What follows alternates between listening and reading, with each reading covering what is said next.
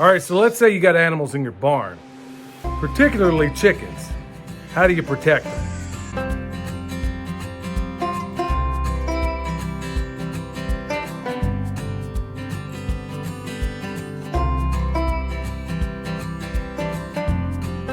So typically in our systems, we, as best we can or as often as we can, we try to keep everything out in the field. Except in the winter, we try to bring our omnivores inside because it just makes a whole lot of sense in so many different ways. Now, not only do you like to eat chicken, but so does every predator out there. Everything in nature for some reason wants to eat a chicken, including that little yellow lab we got up there, but that's a whole nother story unto itself. Now, actually all the chickens are in here and in the stall next to it. And I've been noticing every single night there's something down here clawing, trying to get underneath. They can't climb over top, so they're thinking, hey, you know, what's the best way to get in here? And in fact, more than once, I've put the spotlight out there and I've seen possums and a few other things. Almost certainly there's some raccoons running around. Now, what's scary about the raccoons, and we actually have this on video, is that they will actually reach in there, grab a piece of that chicken, and I don't care what it is, and they will drag it out, and it's horrifying and astonishing all at the same time when you see this on a game cam, what they can actually do. Okay, so with that said, I'm gonna show you today, this isn't gonna be a long video, I'm just gonna show you a very, very simple way of predator proofing, at least the things that wanna crawl underneath. Now, there are things that we'll try to go over top of, and there's other ways to mitigate that, but we'll talk about that in a future video. Right now, I'm gonna show you the simplest way on earth to predator-proof your animals. So all you need, now when we first did this, it was at a static chicken coop, and I learned this trick from one of my older brothers. And what he used was lath, you know, like the stuff you would put plaster on. You could do that, but it's more expensive, far more expensive, especially when you're trying to do a whole area or a whole barn. Or folks, it doesn't necessarily have to be the whole barn. It could be the places where you see the problems. But believe me, these guys are resourceful. They're hungry. They're going to want to go get something from somewhere else. Well, the idea being is that all we're going to do is take this chicken wire, and I choose to use chicken wire in this case just because it's a lot cheaper and we already have a bunch of it left over. So all I'm going to do is roll this stuff out for now. And it's really this simple. I mean, it's stupid simple. You don't need to go out quite this far. I could actually cut this stuff probably down the middle. And all I'm gonna do is take my little handy dandy stapler, and I'm gonna staple this edge all the way down as I roll this stuff out. Any critter that has any would-be intent of attacking these chickens here, they're almost certainly gonna come right up to the edge. And they're gonna try to dig underneath, especially if they've already been attempting to do that at this spot, which they have. Now, I'm gonna roll this stuff out, attach it here, and then I'm gonna put little makeshift staples. Like I said, I could cut it off here. They're not gonna realize, when they get up here and they get the clawing at this stuff, they're not gonna realize, hey, if I just come back a couple of feet, I'd be good. In fact, I remember the guy he had learned it from recommended, I can't remember what the exact depth was, but there's only a certain, I guess almost a mathematical formula as to how far back a predator will go to try to tunnel underneath something. We've had real good success coming no more than a foot away, maybe a little bit more than that in the times we've done it in the past.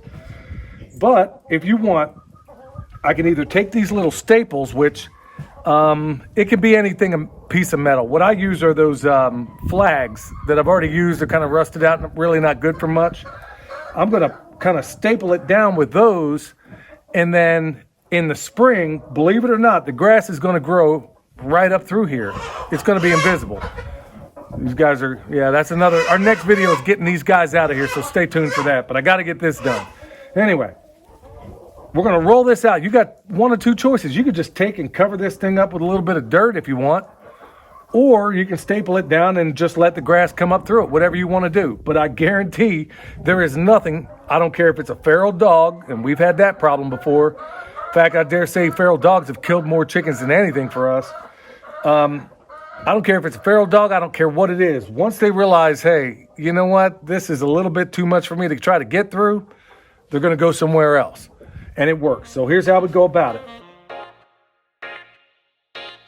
All right, so all I'm going to do I can come up to right here, whatever makes sense.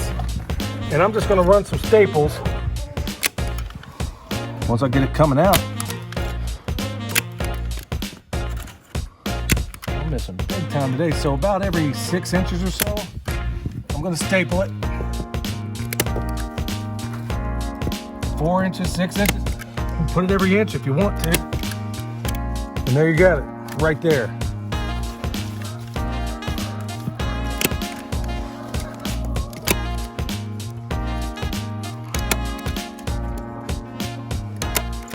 All right, I know this isn't gonna be all that great coming up on camera, but all I've done is I can just take my clients here, just make a little U in it, and it really doesn't even have to be that long. Now, this ground is especially tough.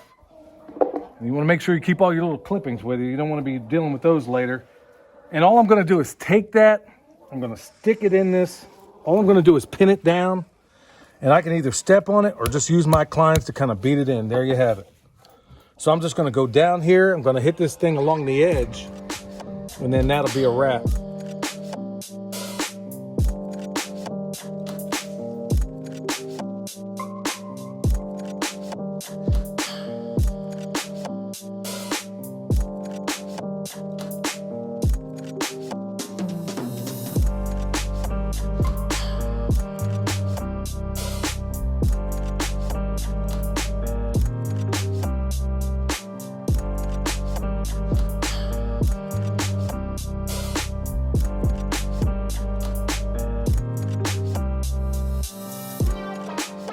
All right, folks, there's your tip of the day. Really nothing to it. I mean, just a matter of minutes. Like I said, by the time spring rolls around, you'll never know this thing was even here. And the cool thing about it is any animal I have coming out this way, it's really not that appealing. A pig isn't gonna wanna root this. I'll go ahead and add a few more staples in here, but you kind of get the point. You could use this. It doesn't necessarily have to be this. You could, if you got old chain link, I don't know that I'd necessarily wanna do it. Lath, that's what we've used in the past, or it can be chicken wire. Now keep in mind, this stuff isn't gonna stay there forever. Maybe if you had something that was galvanized, some sort of galvanized mesh, you could put that down, but I'm looking for inexpensive ways to solve problems quickly. And I guarantee you, having done this before, nothing's gonna burrow underneath. So then the only thing you gotta worry about, if it is a compromising element, what could get through over the top. So I hope you get the point. That's it in a nutshell. Now I can work on trying to get these guys out of here. All right, folks, I hope this stuff helps. As always, take whatever variation of it you need to make it work for you. If this isn't not the best solution for you, then maybe use something else. This is just an idea. Well, it's not an idea. It's something that works for us. Use whatever works for you. That's the most important thing. So until next time, this is Billy, the Permaculture Pimp Daddy, where PIMP stands for Permaculture is my passion. We'll see you next time.